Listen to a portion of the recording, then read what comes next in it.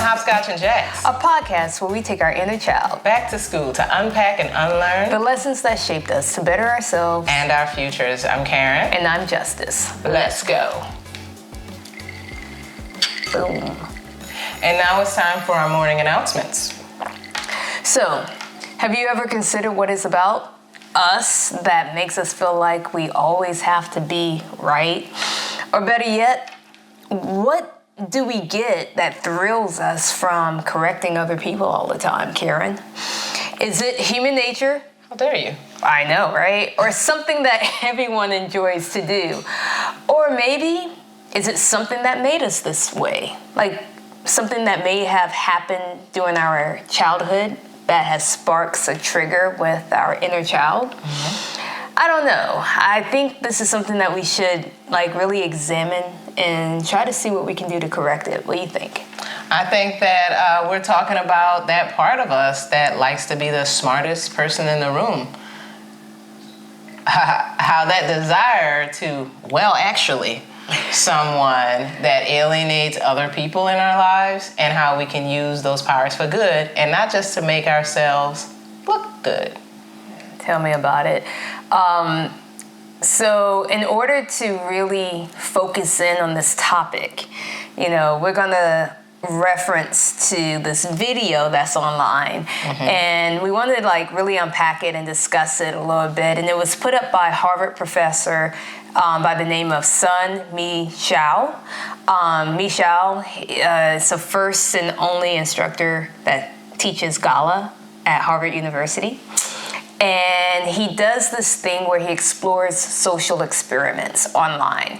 And there's this one particular experiment, we call it the ATM, that we will be discussing today, that reveals how we respond at arbitrary levels. From what I gather, his goal is to open our minds and understand the deeper meaning of why we do the things we do. I'm going to drop the link below so that you guys can view it, or we can just watch it right now. You want to watch it right now? Yeah. All right. Let's drop the link and watch it. Boom. I did a little social experiment this week. On my page, it was very simple. I went to an ATM and I pointed at it. I said, real quick question, don't overthink it. What is this? More specifically, what do you call it? That's it. Okay? Now we're going to try this. What is this? What do you call it? See how you did that? Okay. Nobody said it's a mic, but I don't call it a microphone because the people who call it a microphone, I really judge them for thinking that they even call it this. Whoa. I just asked you, what is it? And what do you call it? It's an ATM, but I don't call it an ATM machine because that's redundant. I judge people who say ATM machine. It's like people who say PIN number when number's right there in the word. You're saying ATM machine, that's machine twice. I asked you none of that, but you busy trying to jump the lead. You that one. You think you know what a lesson about to be, so you skip ahead because you want to be the know-it-all. You want to tell somebody, I know how this ends. The butler did it. Why do that, though? I didn't have to say, what do stupid people call this machine? You assumed that was the assignment, even though y'all know I don't do that kind of content. You couldn't help yourself. And that's the thing that they kept saying over and over again. I couldn't help myself. Some people in the comments saying, when I see grammatical errors, I'm aggressive enough to not say anything, but I do be thinking in my head. I can't help but judge. Did you know that the brain patterns of people who are grammar cops, the people who are sticklers, the people who have compulsive urges to correct, are comparable to those who have OCDs and ODD? And obsessive compulsive disorder and oppositional defiant disorder, the uncontrollable urge to just correct, because it's not correction that you're looking for, it's control. When you're in this space of constant correction and adjustments and finding some way to externalize an internal process to give you a sense of balance and normalcy. We can't say that we don't know that there's even a physiological element at work sometimes with why someone feels the compulsion to put you down, the compulsion to control you, the compulsion to check you, the compulsion to be contrary, the compulsion to tell you that what you're doing is wrong and don't even know by what standard. You don't even know all the grammar rules. You don't know when they've changed. People are still walking around saying you can't end a sentence with a preposition. That's been argued for generations. You got to update your bigotry. All right. So the comment section really stood out for me, like the comments on that came up on the video. And like over a dozen people giving the same correct answer as if that's like the point of the video. Yep. So I found that very, very interesting. And, that's what we are going to get in today. So what are the people going to learn today? They're going to learn by the end of this episode, we will discover the root cause of the need to be correct and how to recognize it and how to heal from it. Yeah. And if you resonate with what we're exploring today, hit that share button. Share this with someone who may benefit from the topic. You can share and listen together and provide your feedback. We would greatly appreciate the comments, the likes, and the opportunity to learn with y'all. Yep. But, before we dive into our class today, we're not a professor. So please take note. We're also not therapists. We're not psychologists. Think of us as student teachers. But we're not your teachers. We are not teachers. Nah. This is us learning and sharing this journey with you. So let's get into it. So as always, almost always, our core curriculum is psychology. Yeah. So let's get into it. What did you think of the clip? First listening to it, like the ATM and then the ATM machine, I found it very interesting that, as a kid, it was, if you were the smartest person in the room or if you were able to correct someone, you got praise for it. And so for me, it brought back a lot of childhood memories. Like you have to have this exactly right. You can't be wrong. Even though there was room for error, it was like you don't have room for error. And it was also a culture thing, being African-American, also being female. It's like your opportunities might come and go like this. And so when you get that opportunity, some people can come with 80% and still get the same job that you're trying to get, but you have to come with 100%. So making room for error wasn't an option. So when I saw the comment sections and people having to be correct all the time, I didn't see that as a situation where I needed to be correct all the time. I always felt like I had to prove myself, and maybe it comes across as trying to be correct. And I don't know if some people in the comments were just, they came off as trying to be a smart ass.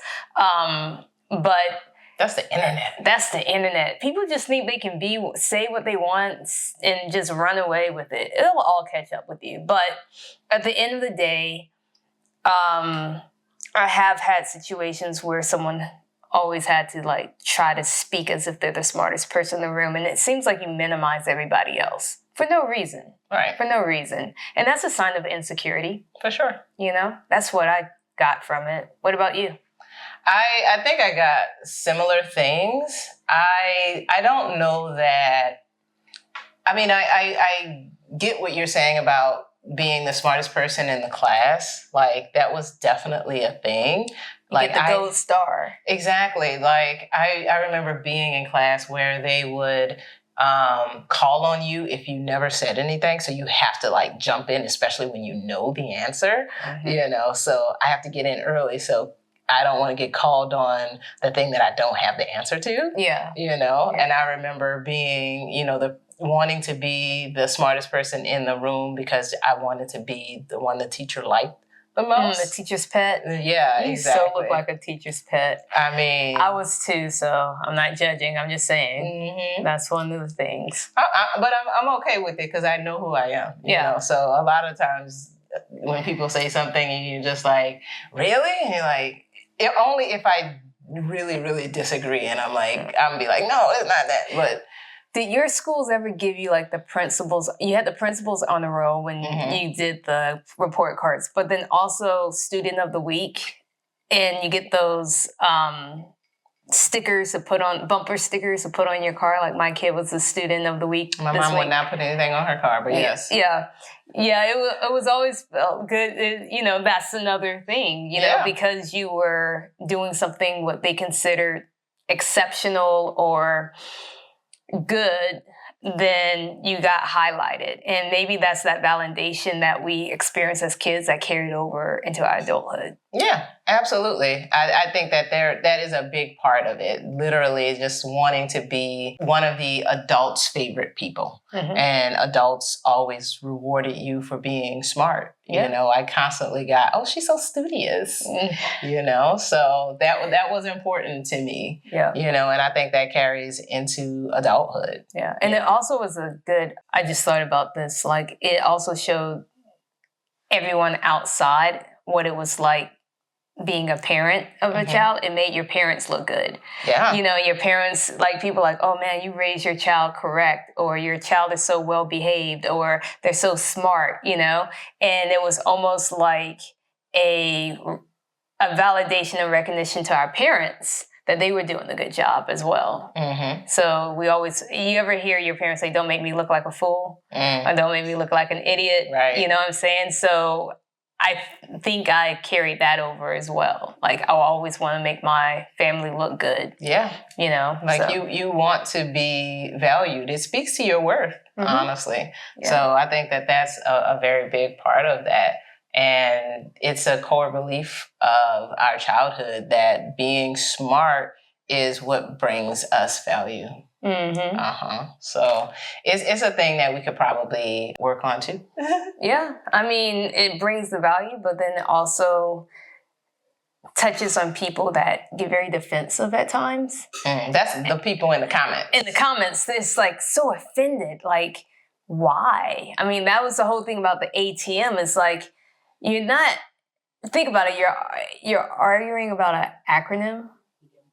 Like you're seriously thinking, I'm going to be able to showcase who I am, defend myself, my identity by making someone feel dumb for saying machine. I'm sorry, ATM machine rolls off my tongue. It's easy. Saying ATM, I mean, yeah, you can say it, but I don't know. It sounds good. PIN number sounds good. And it was also a way to teach people what it meant. Like sometimes you have to add that extra something to be able to communicate to a broader audience. Right. So is that me trying to correct people right now? I don't know if I'm trying to be the smartest person in the room with that comment, but I just thought about that. Like anytime a new acronym comes out, you have to say it a few times for people to get it, or you say one of the words for people to it clicks. Yeah. You want to provide context clues for the folks. Yeah. Yeah, if I say ATM machine, you know that we're talking about the machine. You may be familiar with the word ATM. I'm just throwing both of these out there so that you can sort of click. Yeah. It'll save time later. Yeah. Throwing out PIN number. Oh, I need that number that gets into my account. So, exactly. That makes a lot of sense.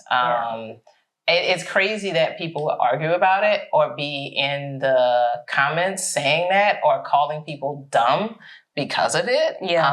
I feel like that could be a defense mechanism, like a shield that, we develop because it is something that, I have to point out your flaw because it's going to make me look better. Yeah. It's like a way of saying, hey, I'm smart. And if I'm smart and you don't know this, that means you're dumb. Yeah. And that's kind of terrible. But I also feel like being on the internet, it gives people the confidence to do that, where you would never say that to someone's face. And it's also a narcissistic thing and ego too. Like if you do something wrong within your business or to a person because you have this twisted mindset of going out and telling everybody and their friends and their mama what just happened, you have to get your story out first or try to narrate the story of how it actually went down when it may not have gone that way.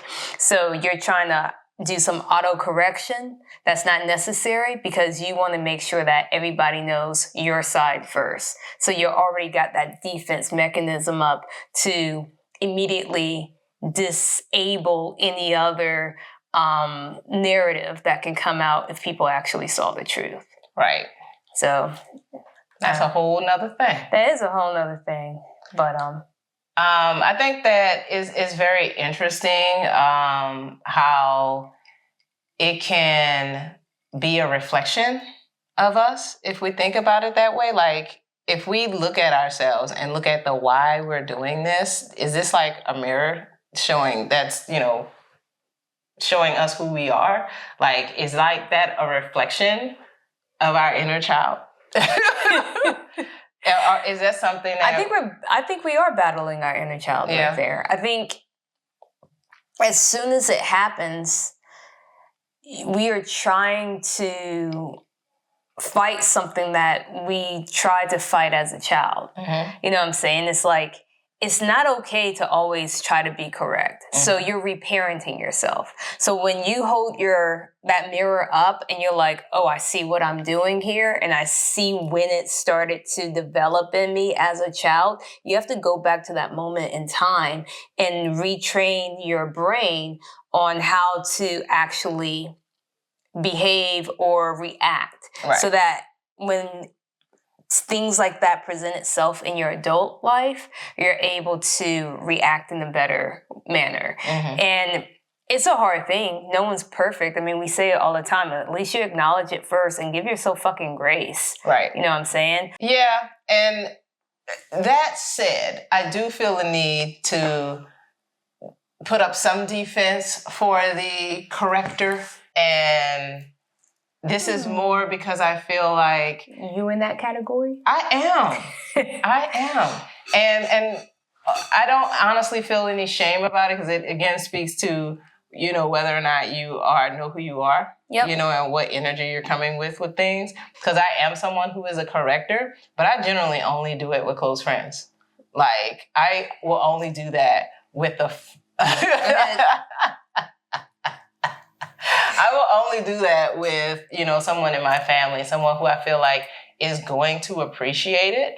I'm never going to correct someone who I don't know, who is a stranger, unless I feel like, oh no, you're going down the wrong way. If you're looking for that, you're supposed to go through that door. Yeah. Like, that's a correction to a stranger. But it's never going to be, hey, you mispronounced that word.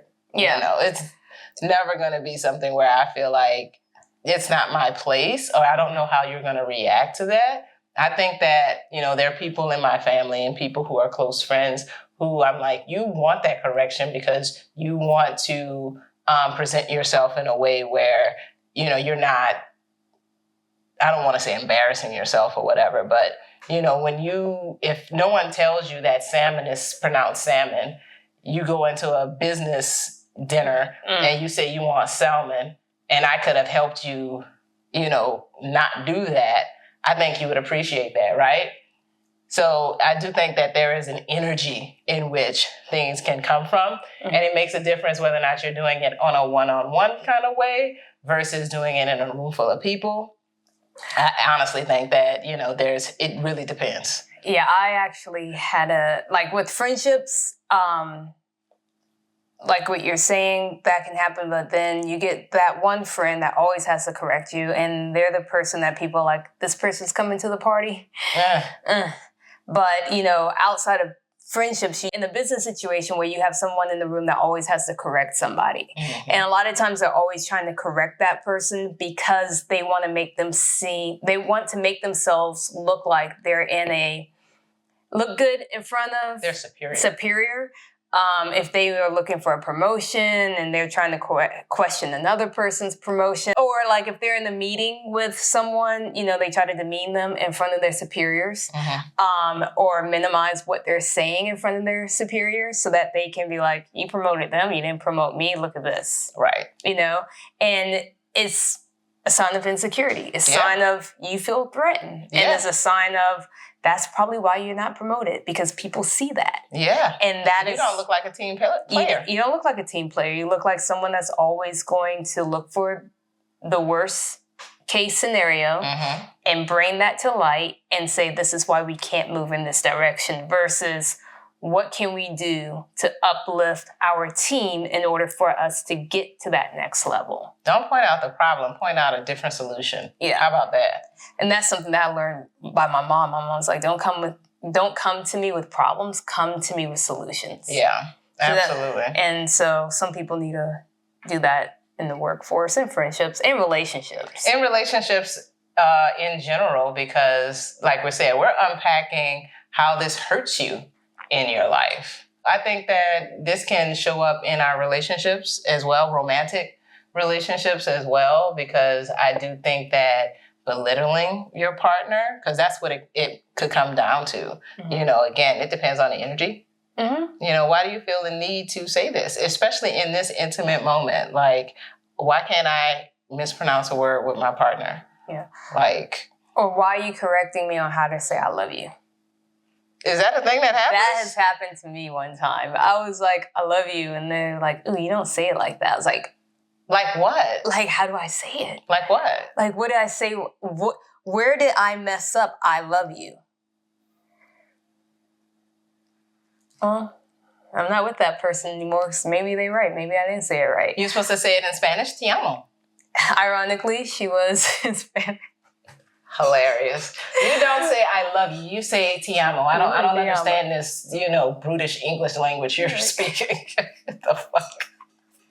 Like, that is hilarious. But it's not just in a romantic thing with your relationship. What if you're like helping your partner with their business, or helping them in front of other people in that industry of which they work, and you were trying to be a team player and have their back, and they're like, oh, you're too corporate, so you don't understand this. Or they say things like, well, I've been in it for 15 years, therefore you don't know what you're talking about. Even though you might know what you're talking about, you just might not be using the exact terminology that they're saying, but they minimize you in front of this group of people to try to make you seem like this is my thing, not yours. It becomes a competitive thing, and it was never that. It was, I'm here to help you out. I don't need for you to make me feel less than just because I mispronounced or I didn't understand something specifically. It's like, help me help you. Right. But if you don't need my help,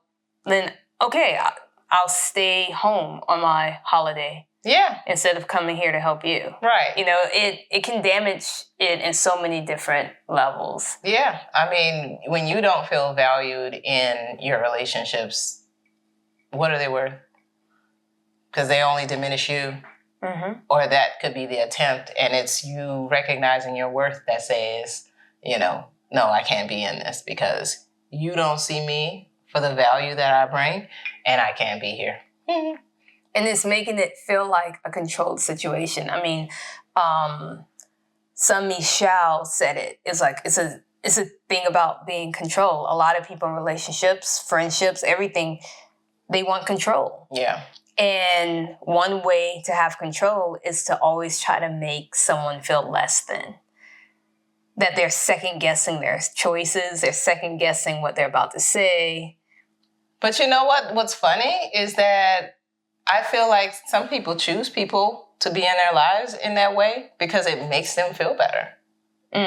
You think so? Oh, yeah. I think that there are people who walk around with a superiority complex who are just looking for people who are just going to give them that affirmation that they are.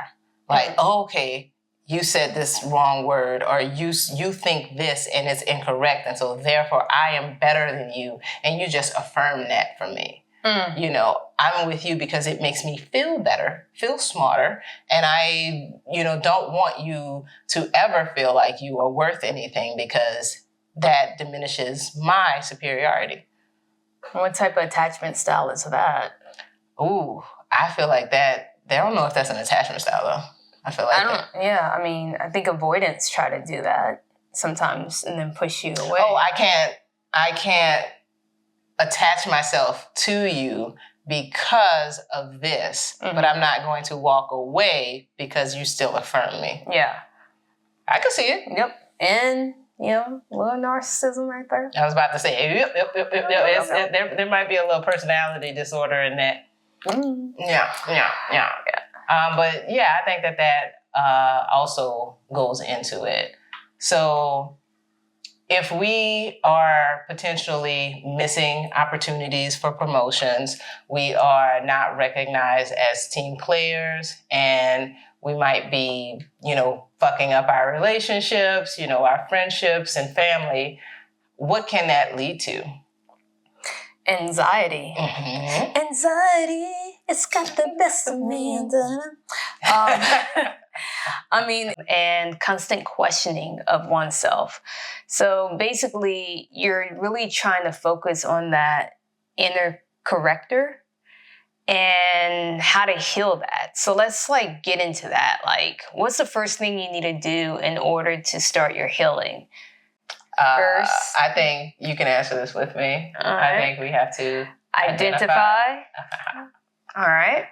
Identify that pattern within yourself and ask yourself, why is this essential for me to respond the way I do? Mm-hmm. Especially when it's elementary. What do you call this? An ATM machine. What? Why you gotta be so hard on people, yo? I don't know. Mm-hmm. I don't know. I've never corrected someone from saying ATM machine. I just think about it and, move on with my life. Why do you even got to think about it? Why are you giving yourself real estate in your brain to pause think about that? It's the thing that Michelle said. It's that OCD part of my brain that's like, wait, hold on. That's not right. Okay. But I don't generally say shit like that out loud. I just, okay. Yeah. You talk about your chai tea. Look, I still can't believe I didn't know chai meant tea. It's all good, friend. Well, you can blame Starbucks for that because they had chai tea. How dare they? How dare they? The hell? The question really is, what are we trying to prove? What are you afraid of? Yeah, what are you afraid of? I don't think anyone's afraid of anything. I think they're just trying to prove something, or they're trying to be the right person in the room so that other people can recognize them over someone else. Right, or they're just trying to help the peoples. So trying to help the peoples. So once you figure that out, give yourself some grace, like we said. It's okay to make a mistake because it's time to course correct and do what you need to do. So whatever you're trying to prove, you need to change your goal, right? And doing the conversations that you have, listen to comprehend versus trying to be right? And focus on connection. Because if you're not connecting, then you're probably just there to, what? Alienate the people around you? Probably. I mean, I don't know. What's the conclusion to all of this?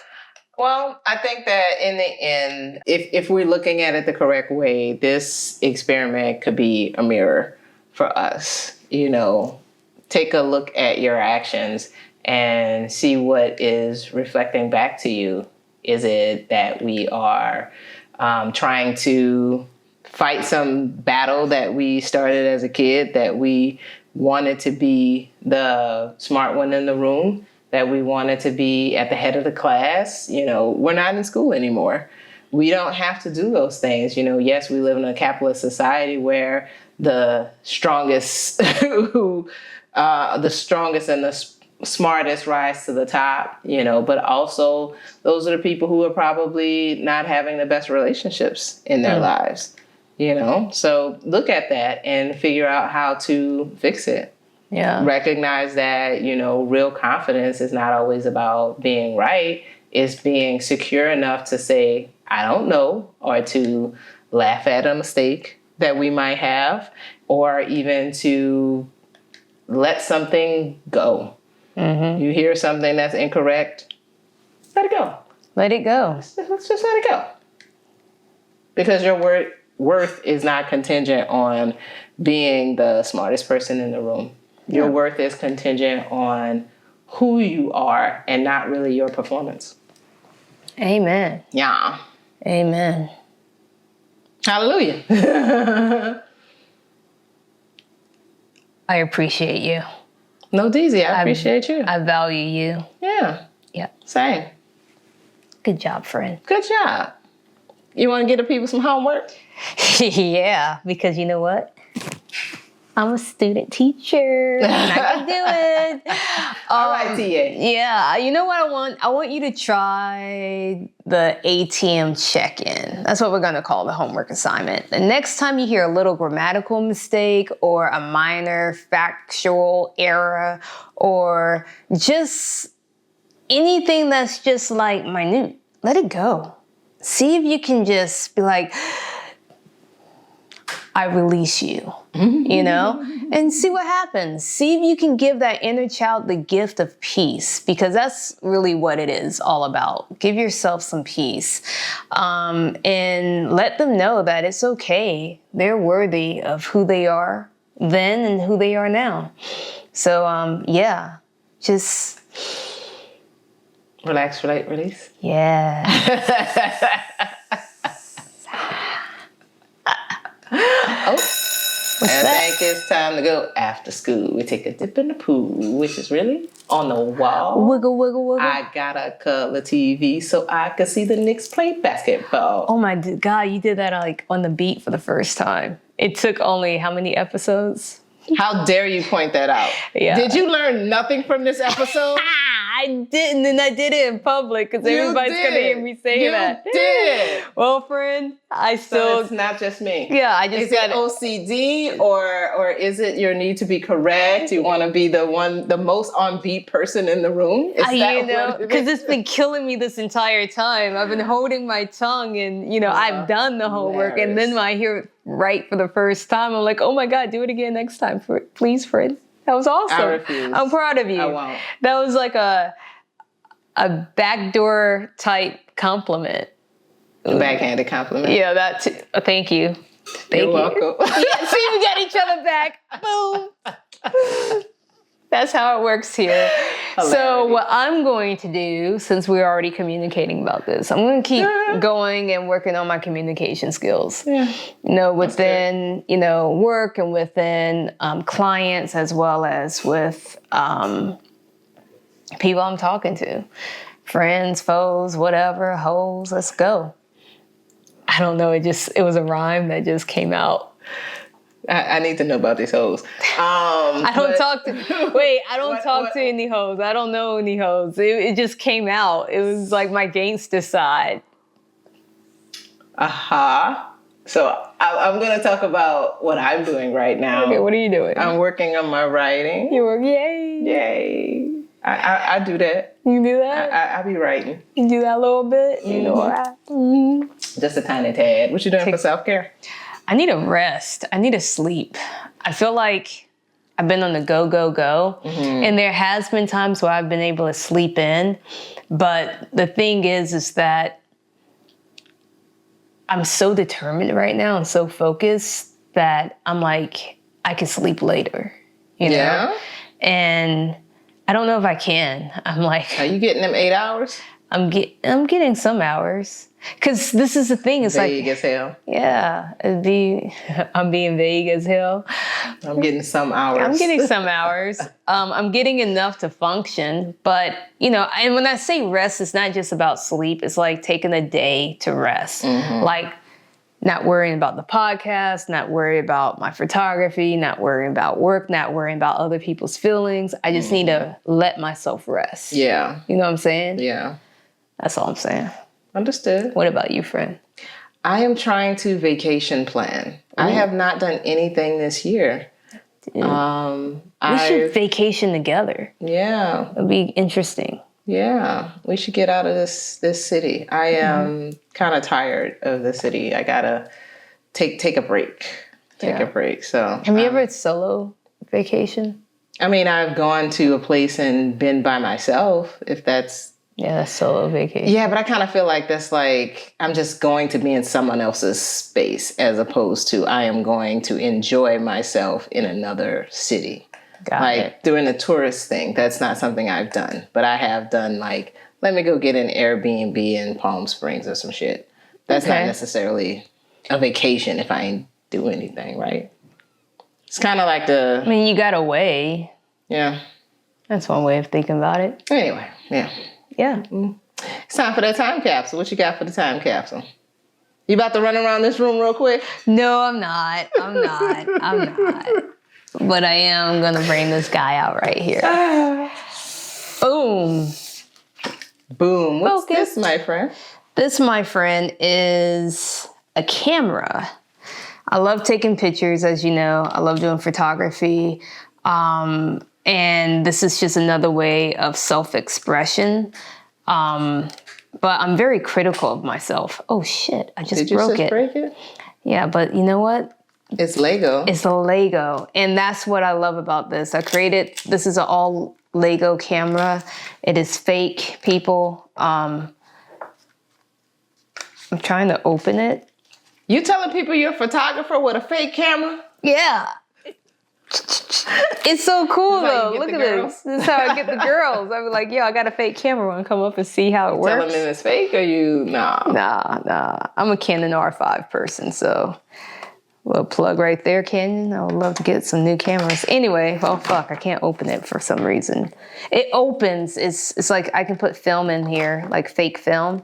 Okay, now I'll run. So you got this fake film right here, and I can put it inside. And I have one in here already, so that's probably why it's not opening. But anywho, the cool thing about it, if it breaks, I can just take it apart and put it back together, which is how I feel about life. Sometimes you crumble down, but if you have a solid foundation, which is your core, then you can always put it back together and go for your passions. Don't stop doing that. Don't stop believing. Cool, my friend. Thank you, friend. Yeah. Yeah. I am going to pull out this movie that popped into my head not too long ago. It's called Only the Strong. Do you know what that is? Have you seen that? I feel like I've heard of it, but I have no idea. It's clicking. Yeah, it is a movie that is... I used to love martial arts movies as a kid. Or maybe I was the youngest and I never had control of the TV. And my brother was like super into comedies and martial arts movies. So this is a movie that used to come on USA or TBS. I can't remember which. And I would sit there and watch it all the time. It was about... Was it Bruce Lee in there? Or? No, it was, some guy this was probably his greatest claim to fame.